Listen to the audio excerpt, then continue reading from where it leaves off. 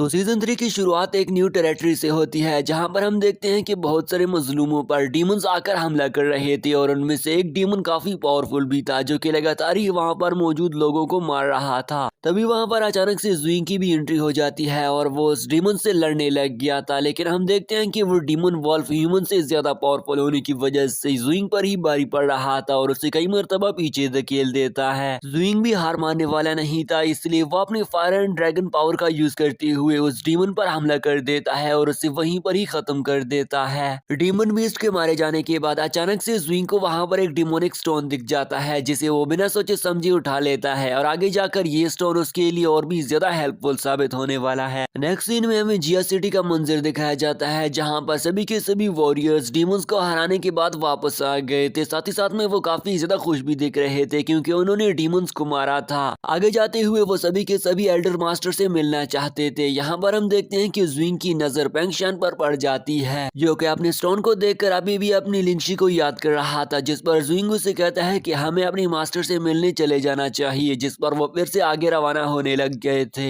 अगली सीन में हमें मीटिंग का मंजर दिखाया जाता है जहाँ पर हम देखते हैं कि सभी के सभी वॉरियर के साथ मिलने के लिए वहाँ पर मौजूद एल्डर मास्टर आए हुए थे ताकि वो जान सके कि आखिरकार ये हमला डीमंस ने क्यों किया था। वो इन डीमंस के हमले के पीछे सब कुछ मालूम करना चाहते थे। जहाँ पर हमें मास्टर शाओ को दिखाया जाता है जो कि इन सभी लोगों को बोल रहा था कि ये तो डीमंस का हमला हुआ है, ये तो कुछ अलग ही तरह का हमला था और हम ये नहीं जान पाए कि आखिरकार इतने शॉर्ट टाइम के लिए उन्होंने डीमंस ने हमला क्यों किया था। हमें इसके रिलेटेड सभी के सभी इंफॉर्मेशन को जानने की जरूरत है ताकि हम जान सके कि डीमंस आखिरकार ह्यूमन से चाहते क्या हैं। ये सुनकर पास में खड़ा हुआ मास्टर सीकोन कहता है कि डीमंस हमारे ह्यूमंस वॉरियर्स को देखकर तो यहाँ से भाग चले गए क्योंकि वो जानते थे कि ये ह्यूमंस वॉरियर हमसे ज्यादा पावरफुल हैं। ये सुनकर पास में बैठा हुआ एल्डर चैन बोल रहा था कि डीमंस कुछ तो बड़ा करना चाहते हैं, इसलिए वो हम ह्यूमंस पर इस मर्तबा यहाँ पर हमला नहीं करेंगे बल्कि वो फिर से प्लानिंग करेंगे। साथ ही साथ में यहाँ पर एल्डर मास्टर ये भी बोल रहा था कि हमें टीम बनाकर उन डीमंस का पीछा करना चाहिए ताकि हम उनके मकसद को तो जान सके। और नीचे खड़े हुए सभी के सभी ट्रांसेंडेंट लेवल के वॉरियर उनकी बातों को सुने जा रहे थे। एल्डर यून भी साथ में खड़ा हुआ था जो कि बोलता है कि हाँ, मैं आप सभी लोगों की बात से इत्मीनान रखता हूँ, जिस पर पास में खड़ा हुआ एल्डर मास्टर रोंग बोल रहा था कि चले मैं हमें इसके लिए प्लानिंग करना शुरू कर देनी चाहिए।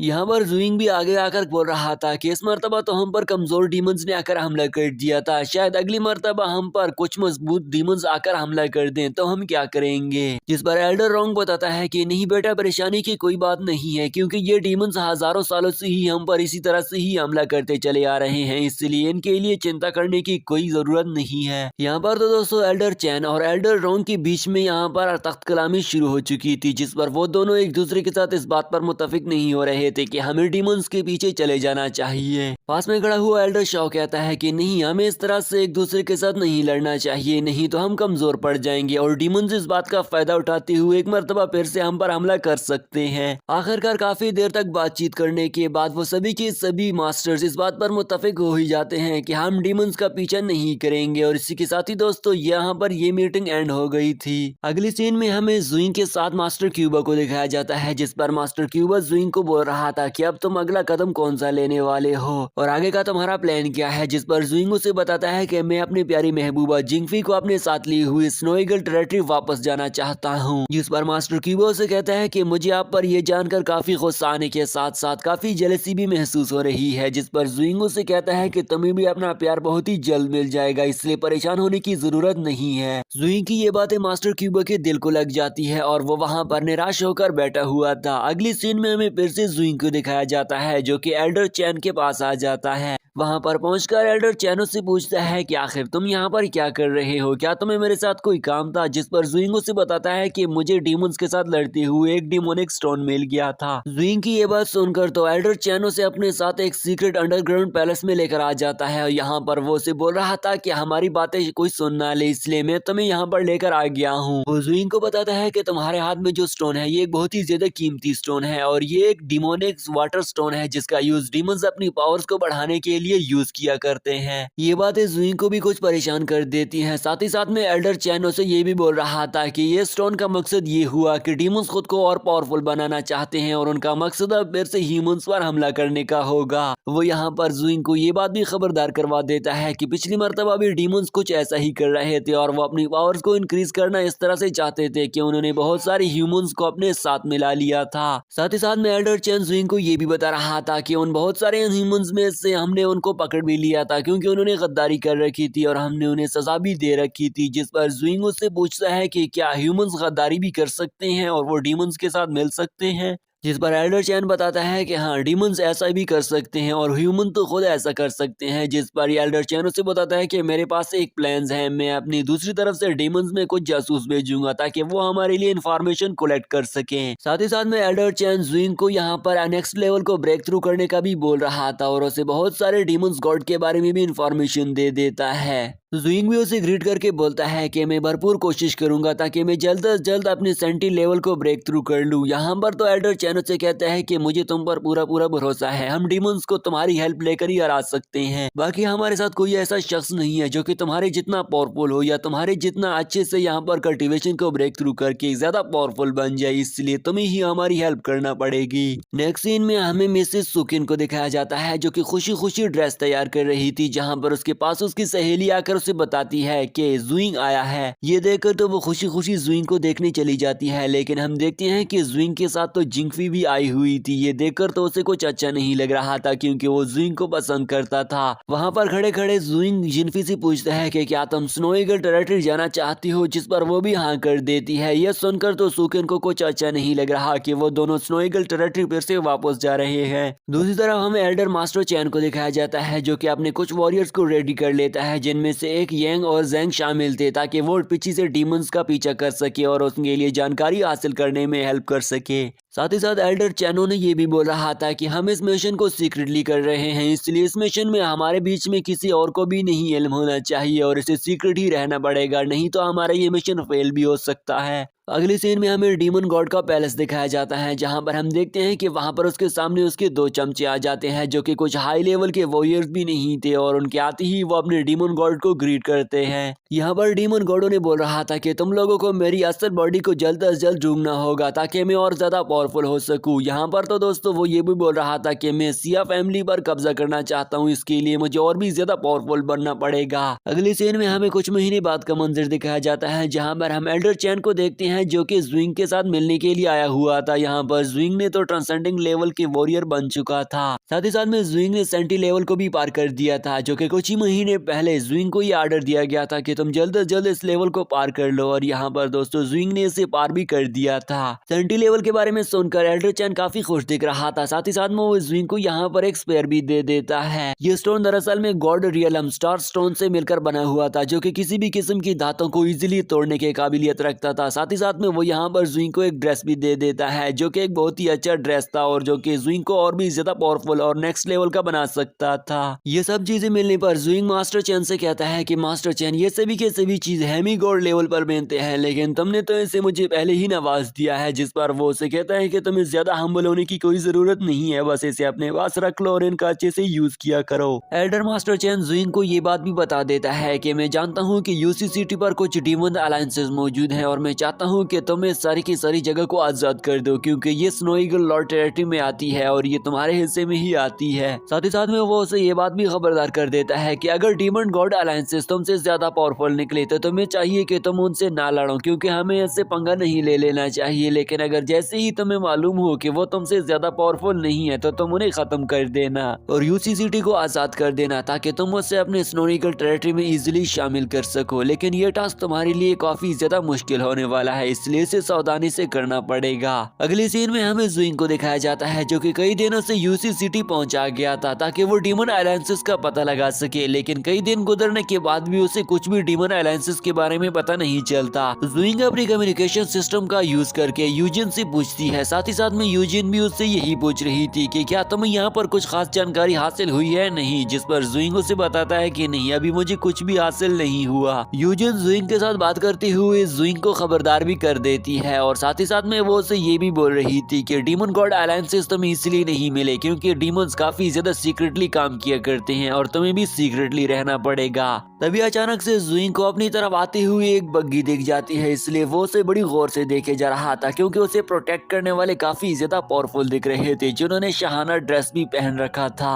जुइंग देखता है कि उस पालकी से एक लेडीज के साथ साथ एक शख्स भी निकल कर आ गया। वो लेडीज दरअसल में सुकिन थी जो कि जुइंग को पसंद किया करती थी, लेकिन जुइंग उस पर अच्छा खासा ध्यान नहीं दिया करता था क्योंकि वो ट्रेनिंग पर हर वक्त ध्यान दिया करता था। जुइंग तो दोस्तों खुद को अपने पेरेंट्स को मोयांग फैमिली से आजाद करने में लगा हुआ था और इसे आजाद करने के लिए जुइंग को काफी ज्यादा प्रैक्टिस करने की जरूरत पड़ गई थी, इसलिए वो किसी भी औरत को टाइम नहीं दे पाया करता था, इसलिए उसकी शादी किसी दूसरे शख्स के साथ तय पा जाती है। जुइंग के साथ शादी न हो जाने की वजह से सुकेन ने अपने लिए एक और नई मोहब्बत को ढूंढ लिया और उसने सी फैमिली के एक यंग मास्टर के साथ शादी कर ली जो कि अभी भी उसी के साथ मौजूद था। जुइंग भी ये देखकर काफी ज्यादा निराश हो गया था और मन ही मन में कहता है कि मैं ऐसा देखना नहीं चाहता था और ना ही मुझे उम्मीद थी कि मैं इस तरह से सुकेन को फिर से देख लूंगा। सुकेन के आते हुए वो होटल के अंदर चली जाती है जहाँ पर उसकी मुलाकात एक केन नाम के शख्स के साथ हो जाती है जो कि यूसी सिटी का एक छोटा सा हिस्सा खरीदना चाहता था। यहाँ पर वो सुकेन को 3000 गोल्ड कॉइन देना चाहता था, लेकिन सुकेन उसके साथ ये बात नहीं मान रही थी और उससे कहती है कि मैं 3000 गोल्ड कॉइन पर तुम्हें यूसी सिटी का कोई छोटा सा हिस्सा नहीं दे सकती हूँ। सुकेन गुस्सा होते हुए उससे कहती है कि मैंने तो तुम्हें पहले भी बोला था कि 10,000 गोल्ड कॉइन से 1 रुपए कम में भी मैं तुम्हें नहीं दूंगी, तो तुम फिर क्यों आ गए हो और मेरा टाइम क्यों जाया कर रहे हो। दरअसल में दोस्तों यूसी सिटी में ये सारी की सारी जगहें सिर्फ और सिर्फ जुइंग की वजह से ही महंगी पड़ गई थी क्योंकि वो ट्रांसेंडिंग लेवल के वॉरियर का बन चुका था और वो डीमन से भी उन जगह को प्रोटेक्ट करने के काबिल बन गया था, इसलिए इन लोगों ने यहाँ की कीमत को बढ़ा दिया था। सुकेन जाते हुए गुस्से में किन से कहती है कि अगर तुम 10,000 कॉइन्स लेकर आ जाते हो तो तभी यह जगह तुम्हें मिलेगी, वरना यहाँ पर कभी भी फिर से मत आना।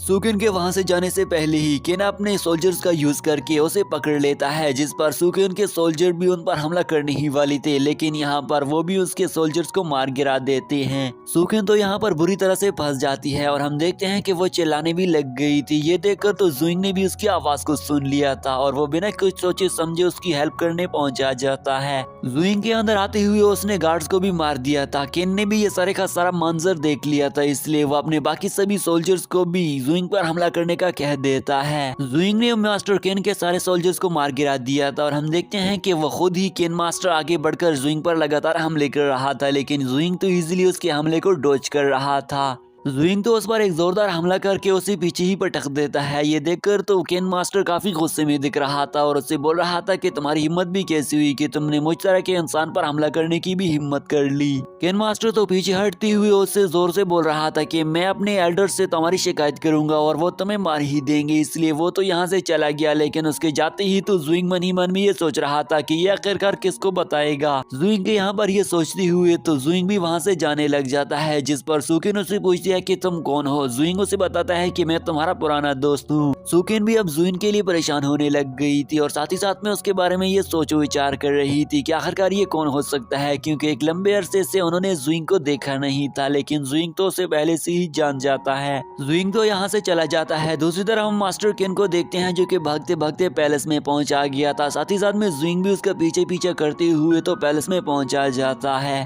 पैलेस में अंदर जाने से पहले ही वहाँ पर खड़े हुए गार्ड्स ने मास्टर केन को रोक लिया था और उससे पूछ रहे थे कि तुम कहाँ जा रहे हो, जिस पर वो बोल रहा था कि मैं सख्त बहुत ही ज्यादा मुश्किल में हूँ, मुझे जाने दो। लेकिन यहाँ पर उसके पास कुछ कार्ड पास भी नहीं था। मास्टर जुइंग उन दोनों गार्ड्स के सामने काफी ज्यादा शर्तें भी रख देता है। साथ ही साथ में वो ये भी बोल रहा था कि मैं तुम्हें माला माल कर दूंगा, लेकिन वो उन्हें जाने नहीं दे रहे थे। साथ ही साथ में जुइंग भी अब वहाँ पर पहुँचा गया था। जुइंग ने भी उन दोनों सोल्जर्स को देख लिया था और वो अपनी आइस की पावर का यूज करके उन्हें पहचान जाता है, जिस पर वो तो मन ही मन में ये बोल रहा था कि ये दोनों लेजेंड लेवल तक पहुंचे हुए सोल्जर्स हैं, लेकिन अभी के लिए इनकी पावर्स को छुपा कर रखा गया है, जो कि अभी सिर्फ और सिर्फ सिल्वर वोल्फ मून की पावर्स की जितना ही ये देख पा रहे हैं और बाकी सभी लोग भी ये देख पा रहे हैं कि ये सिल्वर मून लेवल तक पहुंच चुके हैं, लेकिन ये हकीकत नहीं थी। इसलिए जुइंग तो मन ही मन में परेशान हो गया था और सोच रहा था कि मुझे तो इस पैलेस में कुछ गड़बड़ सी दिख रही है। जुइंग तो अब काफी पावरफुल हो चुका था, इसलिए वो आगे बढ़ती हुई उन दोनों पर स्लैश अटैक कर देता है और उसके अटैक के करते हुए तो वो उन दोनों सोल्जर्स को मार गिरा देता है। जुइंग के जंप करते हुए वो मास्टर केन को भी एक चपड़ लगाकर उसे भी नीचे गिरा देता है और यहाँ पर दोस्तों उसने भी उसे पकड़ रखा था। तभी अचानक से हम देखते हैं कि वहाँ पर डीमन बीस्ट भी आ गए थे, जिस पर जुइंग अपनी स्पेयर का यूज करके उन्हें बोल रहा था कि आज काफी दिन हो गए मैं डीमन से नहीं लड़ा और आज मुझे फाइनली फिर से डीमन से लड़ने का मौका मिला है। यहाँ पर दोस्तों जैसे ही वो डीमन उस पर हमला कर देता है, जुइंग तो उसे एक ही झड़प में मार गिरा देता है। ये देखकर तो दूसरा डीमन बोलने लग जाता है कि ये लड़का इतना पावरफुल कैसे हो सकता है और ये ट्रांसेंडेंट लेवल तक कैसे पहुंच गया है और यहाँ पर क्या कर रहा है। वो डीमन बीस्ट भी जुइंग पर हमला कर देता है, लेकिन जुइंग ने उसे भी खत्म करके वहाँ पर पैलेस के दरवाजे से अंदर आ जाता है। लेकिन वहाँ पर वो देखता है कि बहुत सारे डीमंस वॉल्फ फिर से उस पर हमला करने लग जाते हैं। तभी अचानक से वहाँ पर एक स्पेयर बॉल से एनर्जी बाहर निकल कर आते हुए जुइंग की तरफ आ रही थी, लेकिन जुइंग अपनी स्पेयर का यूज करके उसे तोड़कर रख दे देता है। उस फॉर्मेशन के तोड़ लेते हुए तो वो सभी के सभी डीमन बीस्ट ने भी हमला रोक दिया था और वो जुइंग को अंदर जाने का इशारा कर रहे थे। जुइंग भी ये देखकर अंदर आ जाता है, जहाँ पर वो डीमन किंग को देखता है, जहाँ पर अंधेरे ही अंधेरे में वो बाहर आ जाता है और दिखने में वो काफी खौफनाक नजर आ रहा था। ये डीमन गॉड दरअसल में एक लो लेवल का डीमन गॉड था, जिसे हमने पहले कुछ देखा हुआ था, लेकिन इससे भी और पावरफुल डीमन गॉड थे जो कि यहाँ पर उन्होंने इसे हुक्म दे रखा था और वो जुइंग के सामने छोटा होकर खड़ा हो जाता है। जुइंग उसे अपना नाम बताते हुए कहता है कि मेरा नाम जुइंग है, जिस पर वो उसे बोल रहा था कि तुम एक ट्रांसेंडेंट लेवल की वॉरियर हो, मैंने तुम्हें पहचान लिया है, लेकिन क्या तुम मेरा नाम भी जानते हो और मेरी पहचान क्या है, क्या तुम जानना चाहते हो। जुइंग तो उसे कहता है कि नहीं, मेरे लिए तो तुम एक डीमन ही हो और मैं तुम्हारी आइडेंटिटी को क्यों जानना चाहूंगा, जिस पर वो उसे बताता है कि मैं एक डीमन गॉड ऑफ डार्कनेस हूँ और मेरा नाम वू है। डीमन किंग वो जुइंग से कहता है कि हम चाहते हैं कि सी फैमिली वाले हमें जगह दे दे, क्योंकि हम अंधेरे में रह रहे हैं और अंधेरे में रहते रहते हम अब काफी ज्यादा थक चुके हैं, इसलिए आप रिक्वेस्ट कर ली सी फैमिली से ताकि वो हमें रहने जगह दे दें। लेकिन यहाँ पर तो जुइंग उस पर गुस्सा हो गया था और उससे कहता है कि तुम सभी डीमंस रहने के काबिल ही नहीं हो और तुम सभी के सभी ह्यूमंस के दुश्मन हो, इसलिए हम ह्यूमंस तुम्हें जगह नहीं दे सकते हैं, तुम अंधेरे में ही अच्छे हो। साथ ही साथ में जुइंग उसे ये भी बोल रहा था कि तुम्हारी हिम्मत भी कैसी हुई कि तुम हमसे ये बोल रहे हो कि तुम सिया क्लैन में आना चाहते हो। ये बात सुनते हुए तो वो भी अब समझ चुका था कि ये अब ऐसे नहीं मानने वाला है। डीमन किंग वो जुइंग के सामने करोड़ों की ऑफर रख देता है और बोल रहा था कि मैं तुम्हें सभी के सभी डीमन किंग अलायंसेस के बारे में बता दूंगा, लेकिन तुम्हें मेरा ये काम करना पड़ेगा।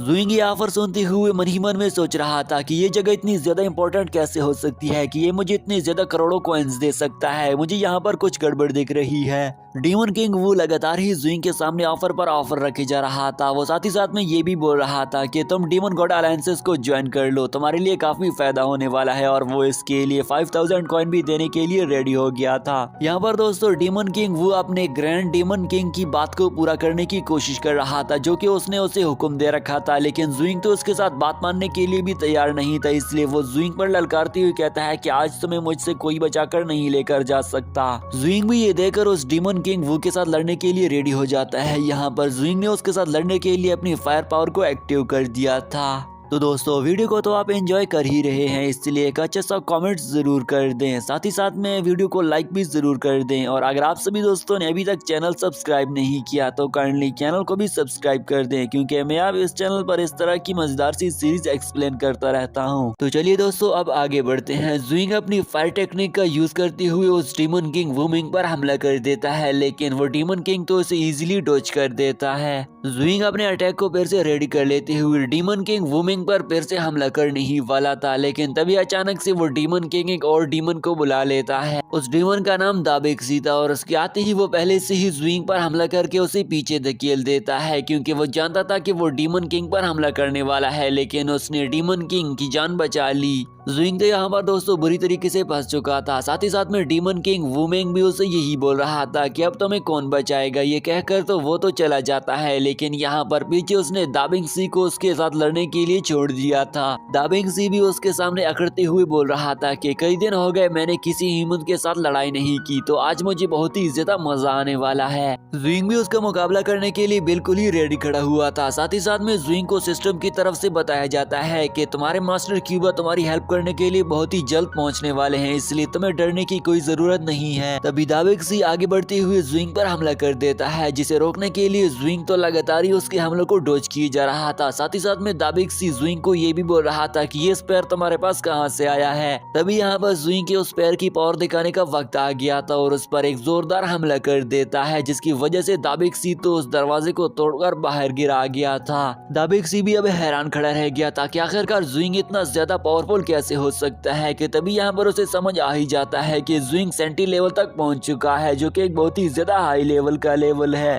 अगली सीन में हमें 5 दिन पहले का मंजर दिखाया जाता है, जहाँ पर हम जुइंग को उसकी महबूबा जिंगफी के साथ खड़ा हुआ देखते हैं, जहाँ पर उसकी जिंगफी तो काफी ज्यादा परेशान दिख रही थी। जुइंग जिंगफी से पूछता है कि तुम इतनी ज्यादा परेशान क्यों दिख रही हो, जिस पर जिंगफी उसे बताती है कि हमारे मास्टर चेन ने हमें ये हुक्म दिया है कि हमें डीमन जनरल के बारे में इंफॉर्मेशन कलेक्ट करनी है। लेकिन यहाँ पर दोस्तों जुइंग उसे इनकार करते हुए बोल रहा था कि नहीं, इस मर्तबा मैं तुम्हारे साथ नहीं जा सकता हूँ, मुझे अपने कुछ काफी ज्यादा काम है, इसलिए तुम्हें अकेली ही जाना होगा। जुइंग उसके साथ इसलिए नहीं जाना चाहता था क्योंकि एल्डर चेन ने ही तो जुइंग को बोला था कि तुम्हें अपने लेवल्स को जल्द से जल्द ब्रेक थ्रू करना होगा, इसलिए जुइंग को मेहनत करने की जरूरत थी, ना कि यहाँ पर उसके साथ जाने की। इसके बाद तो दोस्तों वो दोनों वहाँ से चले जाते हैं और अगली सीन में हमें फिर से जुइंग को कल्टीवेशन करती हुई दिखाया जाता है, जहाँ पर जुइंग की कल्टीवेशन करते हुए उसने बहुत सारी पावर्स को अचीव कर लिया था, जिनमें से तो फायर एलिमेंट, वाटर एलिमेंट, साथ ही साथ में एयर एलिमेंट्स भी शामिल थे, जिनकी सभी के सभी ट्रू मीनिंग की पावर को जुइंग ने हासिल कर रखा था। यहाँ पर दोस्तों जुइंग काफी ज्यादा खुश भी दिख रहा था और वो बोल रहा था कि मैंने 3 एलिमेंट्स की पावर तो कंबाइन कर ही दे दिया है और अब मुझे अर्थ की पावर को भी कंबाइन करना पड़ेगा ताकि मैं और भी ज्यादा लेवल्स को ब्रेक थ्रू कर सकूं। जुइंग ये भी बोल रहा था कि अगर मैं इन चारों के चारों एलिमेंट्स की पावर को कंबाइन करने में काबिल बन गया और इस सब कुछ को मैंने कर दिखाया तो मैं सेंटी लेवल तक इजीली पहुंच जाऊंगा।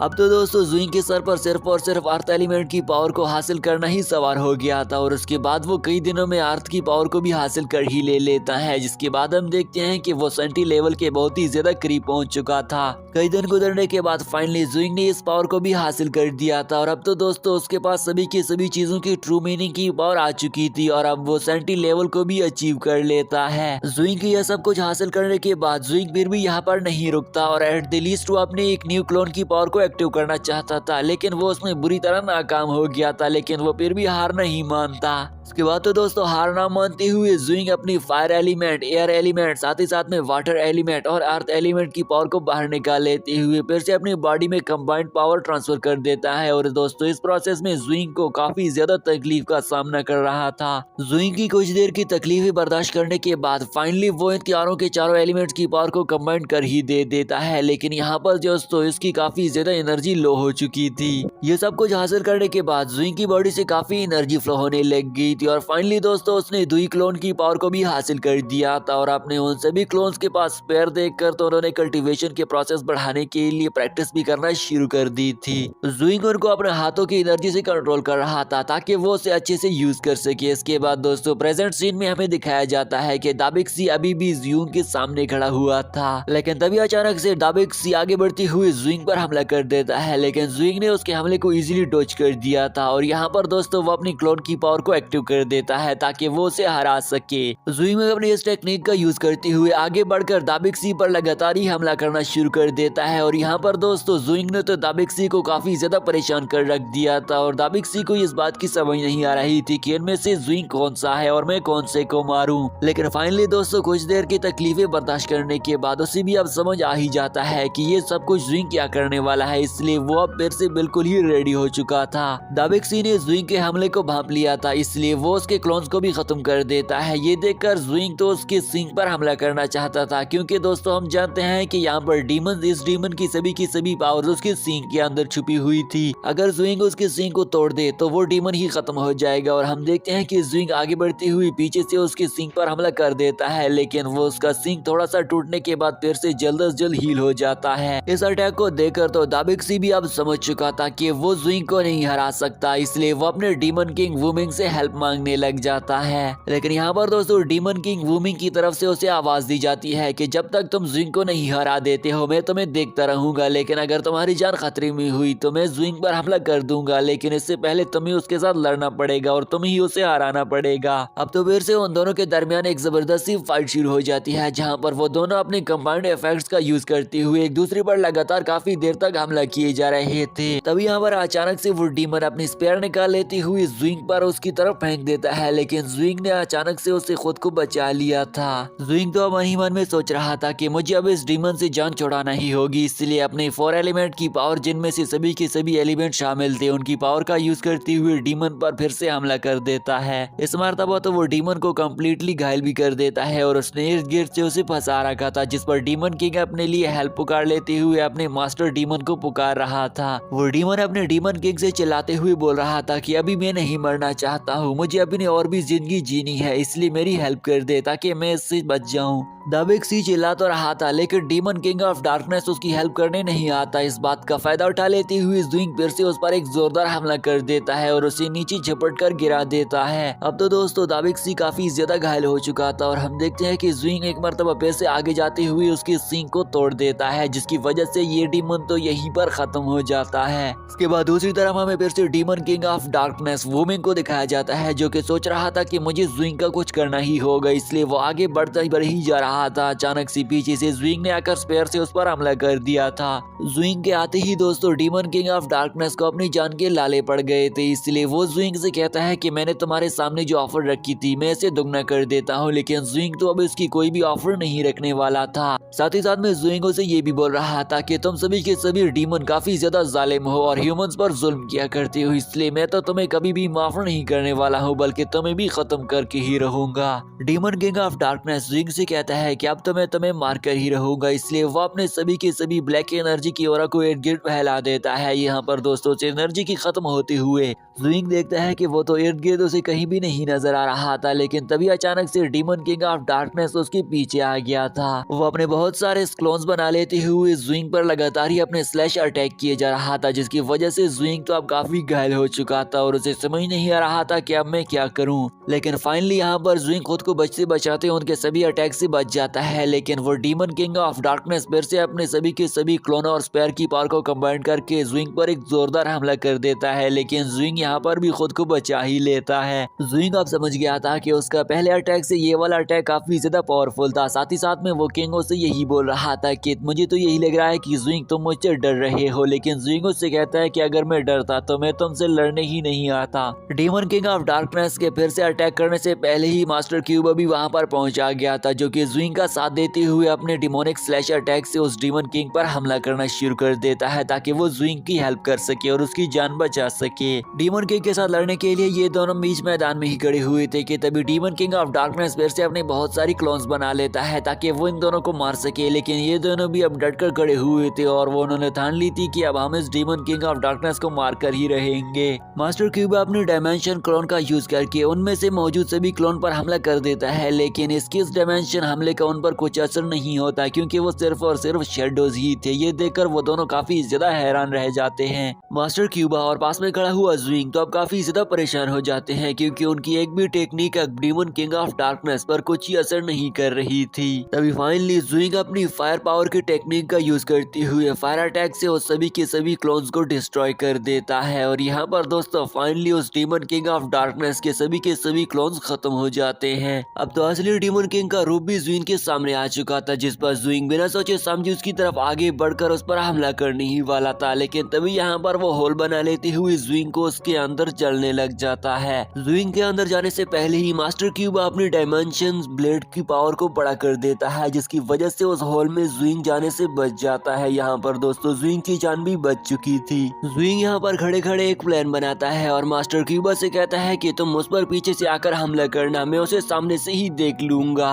तभी यहाँ पर वो अपनी डायमेंशन ब्लेड को खत्म कर देता है, जिस पर हम देखते हैं कि ज़ुइंग अभी भी उस ब्लैक होल की जानिब खींची जा रहा था और ज़ुइंग को काफी ज्यादा परेशानी हो रही थी। साथ ही साथ में ज़ुइंग मन ही मन में ये भी सोचे जा रहा था कि आखिरकार मैं इस ब्लैक होल से किस तरह छुटकारा पालूं, तभी जाकर मैं उस डीमन किंग ऑफ डार्कनेस को खत्म कर सकता हूँ। ज़ुइंग अपना दिमाग लगाते हुए उस ब्लैक होल पर ही हमला कर देता है और ज़ुइंग अपनी एनर्जी की पावर का यूज करके उस ब्लैक होल को धीरे धीरे करके वहीं पर ही खत्म कर देता है। ये देखकर तो डीमन किंग ऑफ डार्कनेस फिर से डरने लग गया था, क्योंकि उसे अब समझ आ चुका था कि मैं इन दोनों को कंबाइन करके नहीं हरा सकता हूँ, इसलिए मुझे इन दोनों को अकेले अकेले में हराना पड़ेगा। इसलिए वो यहाँ पर पीठ के बल वहाँ से भाग चला जाता है। इस तरह हम देखते हैं कि ये दोनों भी उसका पीछा छोड़ने वाले नहीं थे। डीमन किंग ऑफ डार्कनेस के भाग जाने के बाद ज़ुइंग तो बिल्कुल ही निराश हो चुका था। साथ ही साथ में वो ये भी बोल रहा था कि हम हार चुके हैं, क्योंकि हमने डीमन किंग को नहीं मारा और वो हमसे भाग चला गया। जिस पर पास में खड़ा हुआ मास्टर क्यूबा उसे तसल्ली देते हुए कहता है कि नहीं, हम उसे फिर हरा देंगे। साथ ही साथ में वो ये भी बोल रहा था कि अब तो तुम सेंटी लेवल पर पहुंच चुके होंगे। मास्टर क्यूबा ज़ुइंग को ये बात भी कहता है कि मुझे उम्मीद है कि कुछ ही दिनों में अब तुम मुझसे और भी ज्यादा पावरफुल हो जाओगे। जिस पर ज़ुइंग उसका शुक्रिया अदा कर बोलता है कि ये सब कुछ आप ही की वजह से तो हुआ है, नहीं तो मैं ये सब कुछ नहीं कर पाता। मास्टर क्यूबा ज़ुइंग को एक बात बताते हुए बोल रहा था कि बीच रास्ते में आते हुए मुझे एक मरा हुआ डीमन मिल गया था, जिसकी रैंकिंग 7 से लेकर 10th लेवल तक की हो सकती थी। मास्टर क्यूबा की इन बातों से साफ साफ नजर आ ही रहा था कि हाँ, ये सब कुछ हो जाने के बाद हमें अब आगे के डीमन से भी मुकाबला करना पड़ेगा, जो कि इन डीमन से भी और पावरफुल हो सकते हैं। जिस पर ज़ुइंग कहता है कि मुझे अपनी पावर्स को अभी और भी बढ़ाने की जरूरत है, क्योंकि मैं जानता हूँ कि आगे हमें इनसे भी और ज्यादा पावरफुल डीमन का मुकाबला करना पड़ेगा। जिस पर मास्टर क्यूबा ज़ुइंग से कहता है कि ज़ुइंग, तुम्हें मालूम है कि यहाँ पर कुछ नया मिल सकता है, इसलिए हमें यहाँ पर इर्द गिर्द हर चीज को अच्छे से देख लेना चाहिए, शायद हमें भी कुछ मिल जाए, क्योंकि डीमन बिना मकसद किसी भी जगह पर नहीं जाते हैं। अगर डीमन यहाँ आए हुए थे उनका कुछ खास मकसद होगा, इसलिए हमें इस जगह को अच्छे से एक्सप्लोर कर लेना चाहिए। इसके बाद तो दोस्तों ज़ुइंग और उसका मास्टर यहाँ पर इस जगह को एक्सप्लोर करना भी शुरू कर देता है, ताकि उन्हें कुछ खास नया मिल जाए। जिस पर ज़ुइंग आगे बढ़ते हुए मन ही मन में ये सोच रहा था कि डीमन किंग ऑफ डार्कनेस यहाँ पर कुछ करने वाला था, लेकिन उस जगह तक पहुँचने से पहले ज़ुइंग ने आकर उस पर हमला कर दिया था। तभी यहाँ पर मास्टर क्यूबा आकर बताता है कि मुझे यहाँ पर कुछ खास नहीं मिला, लेकिन ज़ुइंग तो जानता था कि यहाँ पर कुछ जरूर हो सकता है, इसलिए वो आगे की तरफ इशारा करके मास्टर क्यूबा को बताता है कि यहाँ पर कुछ दिख रहा है। वो दोनों आगे बढ़ते हुए उस जगह को वहाँ पर छूने लग जाते हैं, जिस पर चारों के चारों पिलर्स को छू लेते हुए अचानक से उनकी नीचे से रेड एनर्जी ऑरा निकल कर बाहर आ जाती, जो कि लावे की तरह भड़क रहा था। ज़ुइंग अब समझ जाता है कि इसी ही चीज की वजह से डीमन किंग ऑफ डार्कनेस को एनर्जी मिल रही थी, और आखिरकार वो ये जानना चाहता था कि ये सब कुछ क्या है और इसकी वजह से एनर्जी कैसे मिल सकती है।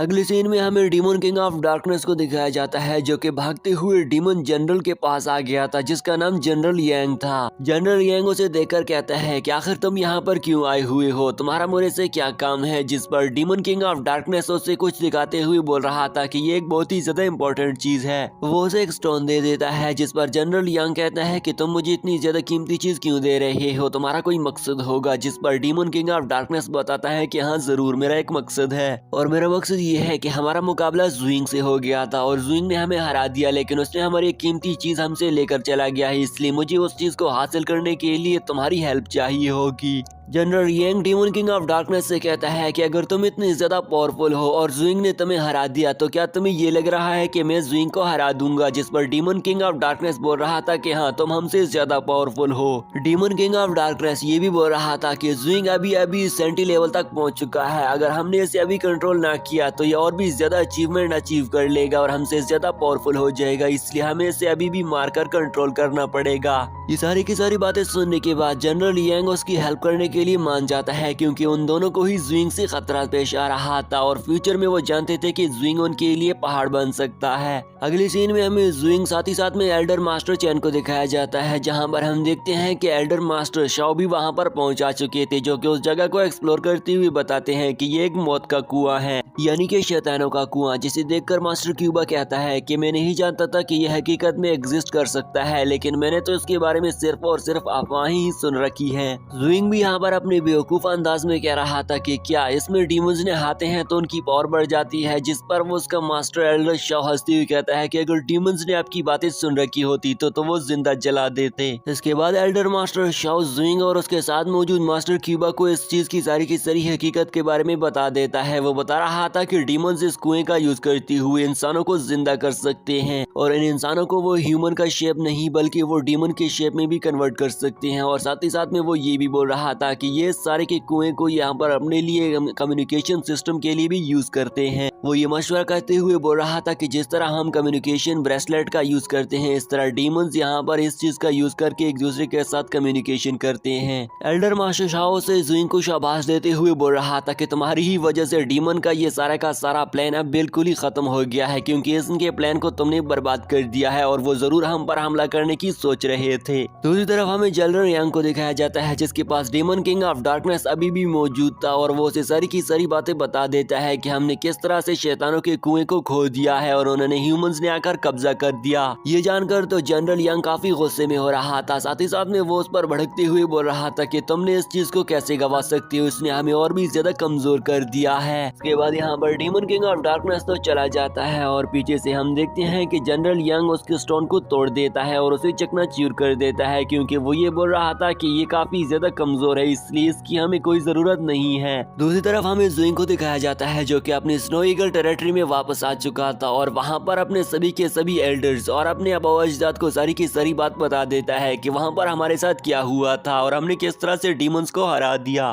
साथ ही साथ में यहाँ पर जिंगफी भी आ चुकी थी और जुइंग और जिंगफी एक दूसरे के साथ काफी देर तक रात के अंधेरे में प्यार भरी बातें करते हैं। तभी अचानक से रात के अंधेरे में हम देखते हैं कि एक डीमन उनकी टेरिटरी में घुस आ गया था और वो वहाँ पर एक सोल्जर को भी खत्म कर देता है। ये देखकर तो जुइंग भी समझ जाता है कि डीमंस ने फिर से हमला कर दिया है। दूसरी तरफ हमें स्नो ईगल टेरिटरी के कुछ सोल्जर को भागते हुए दिखाया जाता है जिनके पीछे डीमंस लगे हुए थे कि तभी अचानक से जुइंग भी उनके बीच आ जाता है ताकि वो उनकी प्रोटेक्शन कर सके। जुइंग और जिनफी मिलकर उन डीमंस को खत्म कर देते हैं, लेकिन अचानक से और भी बहुत सारे डीमंस आ चुके थे, इसलिए वो दोनों मिलकर उन डीमंस का मुकाबला करना शुरू कर देते हैं। वो दोनों अपनी टेक्निक्स, जिनमें से जिंगफी अपनी आइस टेक्निक का यूज करके डीमन को मारी जा रही थी, साथ ही साथ में जुइंग अपनी फायर टेक्निक का यूज करके डीमंस का मुकाबला कर रहा था। काफी देर तक लड़ने के बाद जिंगफी और जुइंग काफी घायल होते हुए काफी ज्यादा थक चुके थे, इसलिए सभी के सभी डीमंस ने इर्द गिर्द से उन दोनों को घेर लिया था। ये देखकर तो वो दोनों जुइंग और जिंगफी अपनी पावर्स को कंबाइन कर देते हैं और एक बहुत ही बड़ा सा ब्लास्ट करवाकर अपने इर्द गिर्द मौजूद सभी के सभी डीमंस को उस ब्लास्ट से उड़ाकर रख देते हैं। सबके सब डीमंस के मारे जाने के बाद हम दूर खड़े हुए जनरल यांग को देखते हैं जो कि काफी गुस्से में दिख रहा था और वो ये बोल रहा था कि जुइंग सेंटी लेवल पर होने के बावजूद इतना ज्यादा पावरफुल है। यह सुनकर पास में खड़ा हुआ डीमन बोल रहा था कि हमें इन पर हमला करके इनकी सारी जगह को डिस्ट्रॉय कर देना चाहिए, जिस पर जनरल यांग कहता है कि नहीं, हम ऐसा नहीं कर सकते और ना ही हम टियर 4 और टियर 5 के डीमंस का यूज कर सकते हैं, क्योंकि अगर हम इन डीमन का यूज करते हुए इन पर हमला कर देंगे और इन्हें खत्म भी कर देंगे, लेकिन अगर जिया क्लैन के लोगों को पता चल गया कि जनरल यहाँ पर आया हुआ है तो हमारी खैर नहीं है, वो हमसे ज्यादा पावरफुल हैं। जनरल यांग ये फैसला कर लेता है कि हम जुइंग को नहीं मारने वाले और चला जाता है। पीछे हम देखते हैं कि जुइंग ने उसकी एनर्जी को महसूस कर लिया था और उसे पता चल जाता है कि कोई तो यहाँ पर आया था। जुइंग मन ही मन में ये सोच रहा था कि अगर वो डीमन जनरल होगा, क्योंकि उसकी एनर्जी की ओर काफी ज्यादा थी, तो मुझे जाकर अपने मास्टर को बता दे देना चाहिए ताकि हम इसके खिलाफ भी एक्शन ले सकें। अगली सीन में हमें दिखाया जाता है कि ग्रेट डीमन लॉर्ड, जो कि सभी के सभी डीमन लॉर्ड का हेड होता है, उसका थर्ड प्रीस्ट जनरल यांग के पास आया हुआ था। उसके आते ही वो जनरल यांग से कहता है कि तुमने मुझे क्यों बुलाया है, मेरा इतना ज्यादा कीमती टाइम मेरा क्यों खराब कर रहे हो, आखिर तुम मुझे कहना क्या चाहते हो। इस पर वो गुस्से से उसे कहता है कि तुम्हें ग्रेट डीमन लॉर्ड ने यहाँ पर जासूस बनाकर भेजा हुआ था ताकि तुम सिया सिटी के साथ साथ जुइंग पर नजर रख सको, लेकिन तुमने ये कैसी जासूसी की है। साथ ही साथ में वो उसे ये भी बताता है कि अभी अभी मैंने उस पर हमला किया है, लेकिन मुझे पता चला है कि उसने मेरे सारे डीमंस को ही खत्म कर दिया है। साथ में वो ये भी बोल रहा था कि जुइंग ने second level of true meaning की भी हासिल कर ली है और तुम ये कैसे जासूसी कर रहे थे, तुमने मुझे पहले क्यों नहीं बताया कि जुइंग इतना ज्यादा पावरफुल हो सकता है। जिस पर वो उसे जवाब देता है कि वो इतना ज्यादा पावरफुल नहीं हुआ है, अभी वो मिडिल लेवल ऑफ सेंटी लेवल तक पहुंच चुका है और मेरे साथ इतने ज्यादा ग्रेट डीमन लॉर्ड्स हैं जो कि उसका इजीली मुकाबला कर सकते हैं, इसलिए मैं उनको जाकर खबर दे दूंगा, इसलिए परेशान होने की कोई जरूरत नहीं है। जिस पर जनरल यांग गुस्सा होकर खड़ा हो जाता है और उसे बोल रहा था कि उसने डीमन किंग ऑफ डार्कनेस को इजीली हरा दिया है, तो क्या तुम्हारे पास इससे भी और ज्यादा पावरफुल डीमन किंग है। जनरल यांग गुस्से से उसे ये भी बोल रहा था कि उसने हमारी शैतानों का कुआं भी हासिल कर लिया है और उसने डीमन किंग ऑफ डार्कनेस को मार दिया है, तो तुम अभी भी यही बोल रहे हो कि जुइंग एक बच्चा है। ये सुनकर तो थर्ड प्रीस्ट भी अब उसे कहता है कि क्या तुम्हारा ये मतलब है कि मैंने तो ये सारी की सारी जानकारी तुम्हें जानबूझकर नहीं बताई होगी, तो ऐसा मैंने नहीं किया है। वो उसे कह रहा था कि अगर तुम ऐसा सोच रहे हो कि ये मेरी गलती है, तो मेरी गलती नहीं बल्कि ये तुम्हारे कमजोर डीमंस की गलती है। तुम अपने लिए और भी ज्यादा पावरफुल डीमन पैदा करो ताकि तुम उसका अच्छे से मुकाबला कर सको, तुम मुझे क्यों दोष दे रहे हो। साथ ही साथ में वो ललकारते हुए उसे ये भी कहता है कि अगर शैतान के कुएं को मेरे डीमंस प्रोटेक्ट कर रहे होते तो आज वो हमारे हाथों में होता, ना कि ज़ुइंग के हाथों में। इसके बाद जनरल यांग उसे पूछता है कि तुम ग्रेट डीमन लॉर्ड की बॉडी को किस तरह से अवेकन करोगे, जिस पर थर्ड प्रीस्ट उसे कहता है कि तुम्हें इससे जानने में कोई गर्ज नहीं है, तुम अपने काम से काम रखो, ये हमारा काम है और इस काम से तुम दूर ही रहो तो बेहतर रहेगा। ये बोलकर थर्ड प्रीस्ट तो यहाँ से चला जाता है, जिस पर पीछे से हम जनरल यांग को देखते हैं जो कि काफी गुस्से में दिख रहा था क्योंकि उसे इंसान पसंद नहीं है और थर्ड प्रीस्ट एक इंसान है, वो सबसे ज्यादा नफरत भी इंसानों से करता है यहाँ पर, इसलिए उसे थर्ड प्रीस्ट पसंद नहीं आया। दूसरी तरफ हमें ज़ुइंग को दिखाया जाता है जो कि एल्डर चैन के पास आ गया था और उसे सारी की सारी बात बता देता है कि कुछ ही दिन पहले हमारे ऊपर फिर से डीमंस ने आकर हमला कर दिया था। वो उसे ये भी बता देता है कि मुझे यहाँ पर काफी ज्यादा स्ट्रॉन्ग एनर्जी महसूस हो गई थी और मुझे उम्मीद है कि वहाँ पर कोई ग्रेट डीमन किंग आया हुआ था, मुझे यही डर लग रहा है। फिर वो चला गया यहाँ से। एल्डर चैन ये बात सुनकर ज़ुइंग से कहता है कि अगर हाँ वो सच में एक डीमन किंग लॉर्ड हो सकता है तो वो फिर से हम पर हमला करने जरूर आएगा और वो यहाँ पर ये प्लानिंग करके गया ही होगा। ज़ुइंग अपने एल्डर चैन से कह रहा था कि अगर फिर वो मेरे सामने आ गए तो मैं उनका खात्मा कर दूंगा, इसलिए आगे हमें उससे कोई भी डरने की जरूरत नहीं पड़ेगी। जिस पर एल्डर चैन उसे शाबाश देते हुए कहता है कि मुझे तुमसे बस यही उम्मीद थी। एल्डर चैन ज़ुइंग से यहाँ पर ये भी कह रहा था कि जब पिछली मर्तबा तुम्हारी fight demon king of darkness से हो गई थी तो वो तुमसे किस तरह से भागकर निकल गया था, क्योंकि डीमंस अगर ह्यूमन वर्ल्ड में आ जाते हैं तो वो तो और भी ज्यादा कमजोर हो जाते हैं, क्योंकि ह्यूमंस के पास आते ही उनकी यहाँ पर एनर्जी खत्म हो चुकी होती है, लेकिन फिर भी वो तुमसे बचकर निकल गया था। जिस पर ज़ुइंग अपना सर झुकाते हुए बोल रहा था कि जब मैं और मेरे साथ मौजूद मास्टर क्यूबा उस पर हमला करने के लिए प्लान बना रहे थे तो तभी हमला करने से पहले ही वो हमसे भाग चला जाता है। एल्डर चैन जैसे ही ज़ुइंग की ये बात सुन लेता है कि मेरे साथ मास्टर क्यूबा भी मौजूद था लेकिन फिर भी वो डीमन किंग ऑफ डार्कनेस हमसे भाग चला गया, तो उसे कुछ शक होने लग जाता है। उसे मास्टर क्यूबा पर शक हो रहा था क्योंकि वो जानता था कि मास्टर क्यूबा के किसी भी अटैक से कोई भी डीमन तो क्या कौन भी नहीं बच सकता है, इसलिए वो कैसे भाग चला गया। इसी सस्पेंस पर दोस्तों मैं आप सभी दोस्तों से एक क्वेश्चन पूछता हूँ कि क्या सच में मास्टर क्यूबा गद्दार हो सकते हैं? तो अगर आप सभी दोस्तों को मालूम है तो कमेंट सेक्शन में जरूर बता देना। तो चलिए अब आगे बढ़ते हैं। ज़ुइंग अपने एल्डर मास्टर चैन से कहता है कि क्या तुम्हें एल्डर मास्टर क्यूबा पर शक हो रहा है, जिस पर चैन उसे बताता है कि नहीं ऐसी तो कोई बात नहीं है, लेकिन ऐसा होना नहीं चाहिए था। एल्डर चैन उसे ये बात भी बताता है कि जब आप मुश्किल में फंसे हुए थे और आपने अपनी सिस्टम का यूज करके हमें इंफॉर्मेशन भेजी तो मैं आपकी हेल्प करने के लिए किसी और को ही भेज रहा था, लेकिन किसी और के भेजने से पहले ही मास्टर क्यूबा खुद ही आपकी हेल्प करने के लिए पहुंच चले गए, इसलिए मुझे इस पर कुछ शक तो हो ही रहा है। ज़ुइंग भी एल्डर चैन से कहता है कि एल्डर चैन ऐसा तो नहीं हो सकता है, मुझे लग रहा है कि आप कुछ गलत ही सोच रहे हो। तो चलिए दोस्तों अब आगे हमें मालूम होने वाला है कि आखिरकार हकीकत क्या है।